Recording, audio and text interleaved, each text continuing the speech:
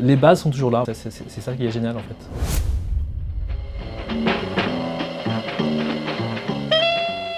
Il serre le frein à main. Cette précaution doit être prise à chaque arrêt afin d'éviter les accidents. Puis il met la boîte de vitesse au point mort et arrête le moteur. Lorsque l'heure du départ est proche, Albert met son moteur en marche, puis attend le signal du départ.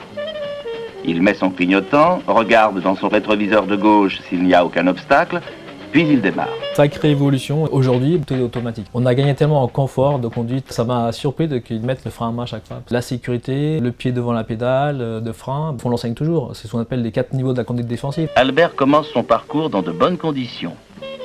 Pendant toute la journée, il lui faudra garder un esprit calme et alerte. Albert n'oublie pas qu'il conduit un véhicule pesant 15 tonnes en charge et surtout qu'il va transporter des voyageurs.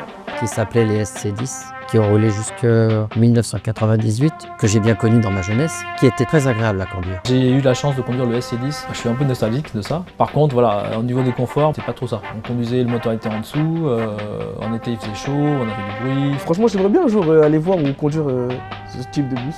J'ai remarqué que le frein à main, il était au niveau du clignotant d'aujourd'hui, et le clignotant, il était au niveau de la boîte de vitesse d'aujourd'hui, et que même le volant, ça se voyait qu'il était plus dur à manier. Comment franchir et contourner une place aussi encombrée que la place de la République? Là, on voit pratiquement plus de voitures que d'autobus. On voit que la densification est en marche. Aujourd'hui, on a passé à un autre stade. C'est un peu plus compliqué encore. Attention à ce cycliste qui double par la droite alors qu'Albert manœuvre pour s'arrêter. Je viens de me rendre compte qu'il rencontrait les mêmes problèmes.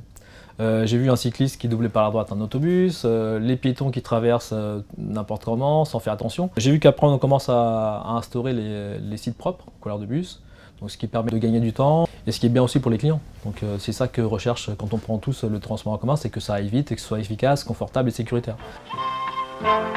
Les bus d'autrefois étaient plutôt dans les 10-15 tonnes. Actuellement, on est plutôt vers les 20 tonnes. Dans tous les centres bus, on voit beaucoup plus de jeunes femmes qui intègrent, qui font leur métier aussi bien que les hommes et même voire mieux des fois. La conduite RATP était reconnue au niveau européen, mais sinon mondialement. On a des stagiaires qui nous disent on est venu chez vous parce que vous avez un taux de réussite important.